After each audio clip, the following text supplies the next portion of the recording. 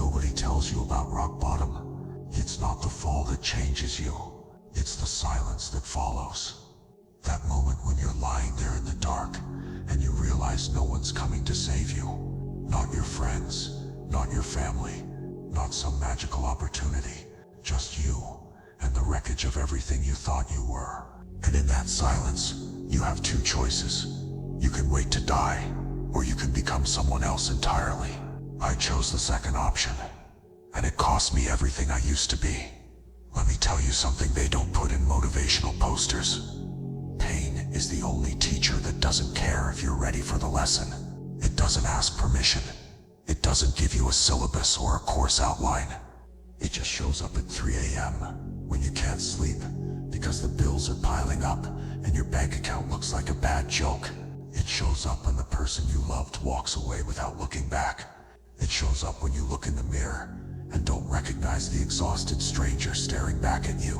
And here's the thing that took me years to understand. Every single person you admire, every successful person you look up to, every strong person you know, they all have something in common. They didn't learn their most valuable lessons in classrooms, or from books, or from some guru selling a course. They learned them in the trenches, in the breakdowns, in the moments when everything fell apart, and they had to rebuild themselves from scratch.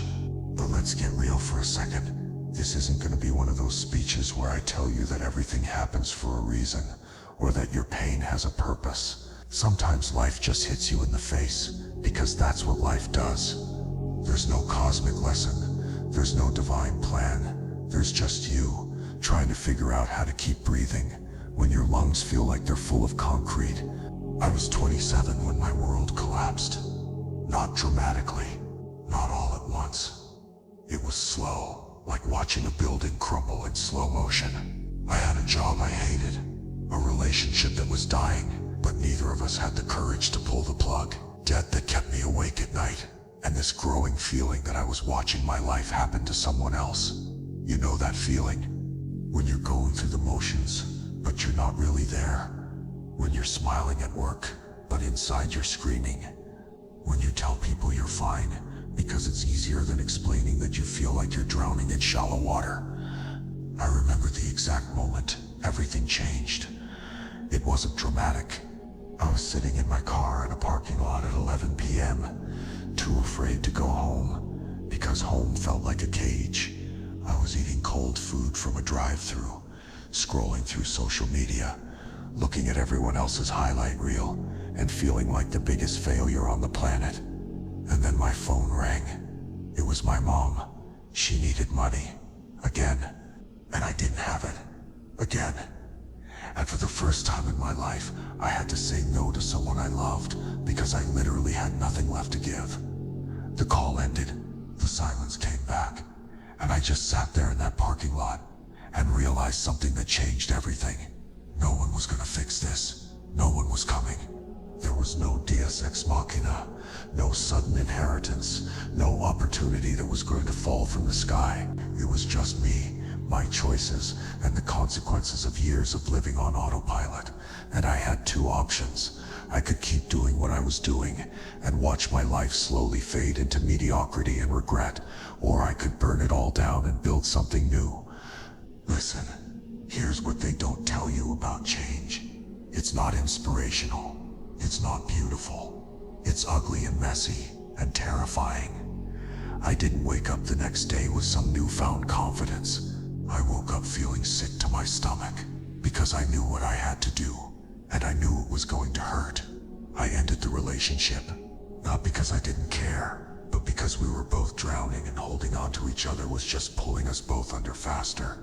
I quit the job, not because I had something lined up, but because every day I stayed there, I was choosing comfort over growth, and it was killing me slowly.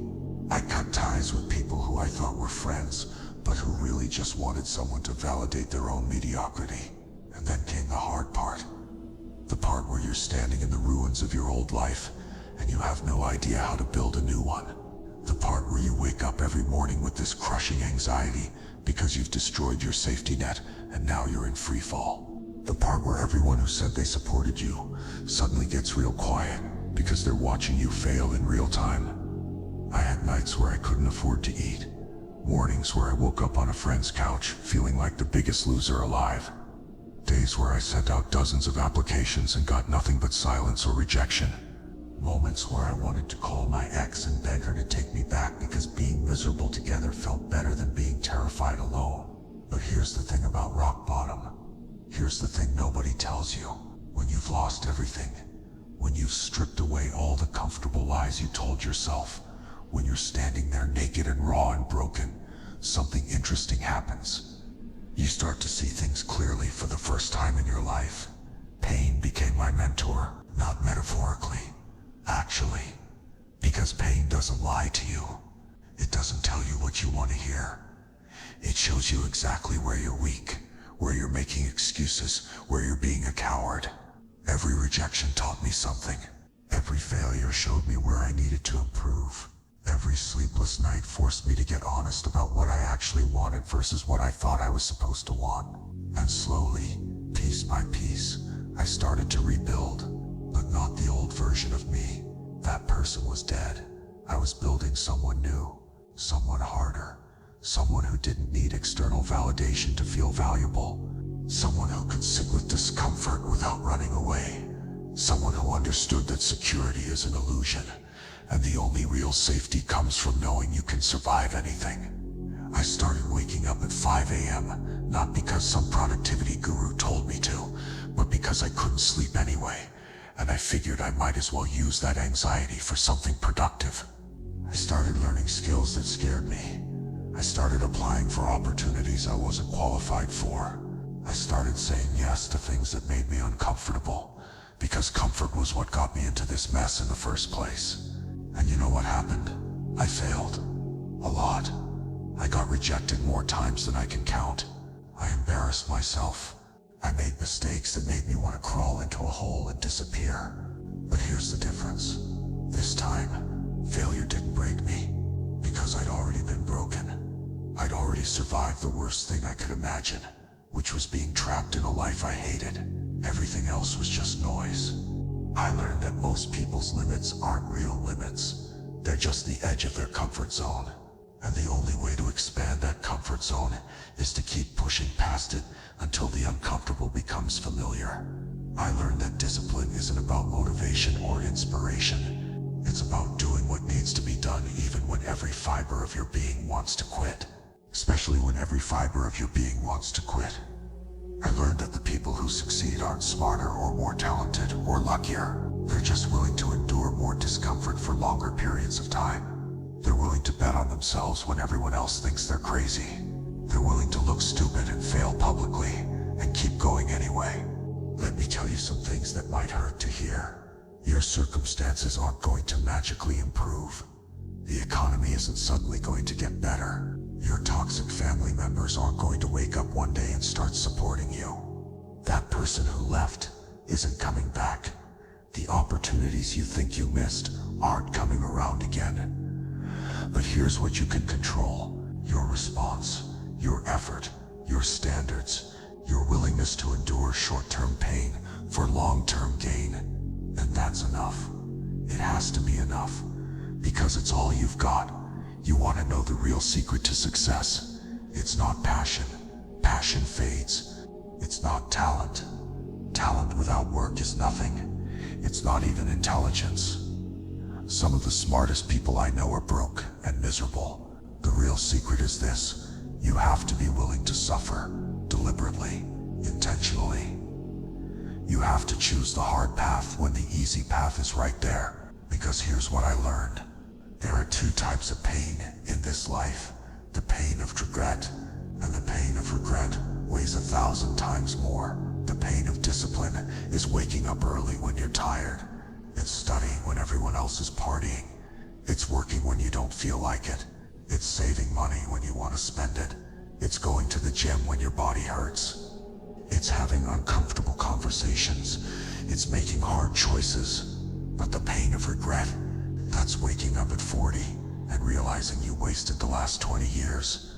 It's looking at yourself in the mirror and knowing you could have been so much more, but you chose comfort. It's watching other people live the life you dreamed about because they were willing to do what you weren't. It's the slow, crushing realization that you traded your potential for temporary pleasure. And now it's too late to get those years back. So yeah, discipline hurts, growth hurts, change hurts, but staying the same, that hurts more. It just hurts slowly, so you don't notice until it's destroyed you from the inside out. 3 years later, I'm not the same person. I don't even recognize who I used to be.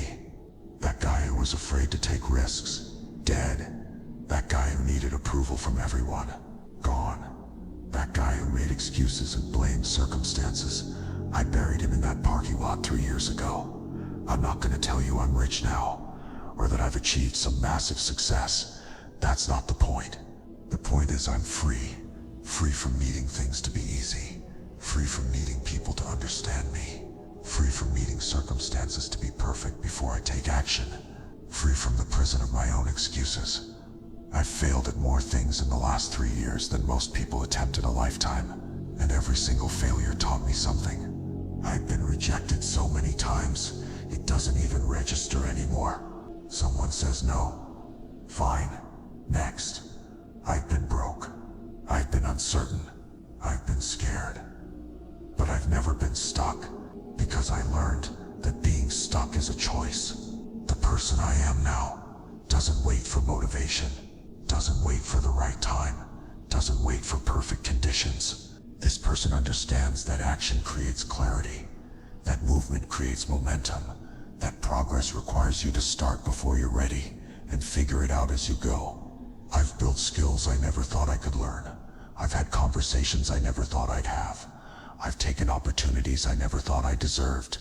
Not because I became more confident, but because I became less afraid. There's a difference. Confidence is thinking you'll succeed. Lack of fear is being okay with failure. So here's what I want you to understand. If you're listening to this right now and you're in pain, if you're struggling, if you're barely holding it together, I want you to know something. This isn't the end. This is the beginning. This is where it gets real. This is where you find out who you actually are, underneath all the bullshit. You're not broken. You're being rebuilt. And yeah, it hurts. It's supposed to hurt. Because anything worth having requires you to become someone capable of keeping it. And becoming that person requires you to shed the old version of yourself, like dead skin. It requires you to let parts of yourself die, so new parts can grow. Your pain is not your enemy. It's your greatest teacher. It's showing you exactly what you need to work on. Every person who rejected you showed you where you need to improve. Every failure showed you what doesn't work. Every setback showed you how strong you actually are. Because you're still here. You're still breathing. You're still fighting. And that matters. Because most people quit. Most people feel the pain and run back to comfort. They'd rather live a safe, mediocre life than risk failing at a meaningful one. They'd rather numb themselves with distractions than face themselves in the mirror. They'd rather blame circumstances than take responsibility. But not you. You're different. You're still here, listening to this, which means you haven't given up, which means somewhere deep inside, you know you're meant for more. You know this isn't it. You know you have more to give, so give it. Stop waiting. Stop planning. Stop preparing. Just start. Start messy. Start scared. Start unprepared. Start before you're ready, because you'll never be ready. Ready is a myth we tell ourselves to justify staying comfortable. The life you want is on the other side of the life you're afraid to leave. The person you're meant to become is on the other side of the comfort zone you're clinging to. The success you dream about is on the other side of the failures you're avoiding. I'm not going to wish you good luck. Luck is what people hope for when they're not willing to work. I'm not going to tell you it's going to be easy. It won't be. I'm not going to promise you that if you just try hard enough, everything will work out. Sometimes it doesn't. But I'll tell you this. Every single person who has ever achieved anything meaningful has walked the path you're on right now. They've felt what you're feeling. They've doubted themselves just like you're doubting yourself. They've wanted to quit just like you want to quit. The only difference is they didn't. They kept going. Not because they were special, not because they had some advantage you don't have, but because they decided that who they were becoming was more important than how they were feeling. They decided that temporary discomfort was worth permanent change. So let pain teach you. Let failure refine you. Let rejection redirect you. Let every setback be a setup for something greater. Not because the universe owes you anything, but because you owe yourself everything. You owe yourself the chance to see what you're actually capable of when you stop making excuses and start making progress. 5 years from now, you're going to be somewhere. You're going to be someone.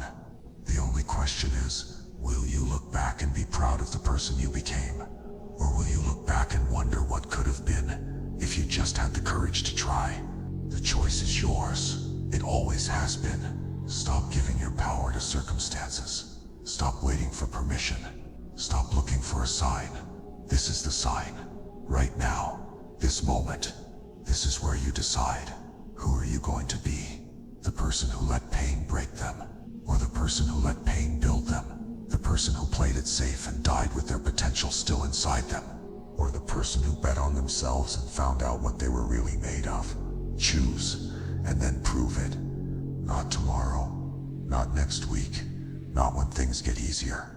Now, while it still hurts, while you're still scared, while you still have every reason to quit. That's when champions are made. In the dark, in the pain, in the moments when no one's watching, and no one would blame you for giving up. Get up and become who you were meant to be. The world doesn't need another person playing small. It needs you at full volume. Raw, real, relentless. Now go earn it.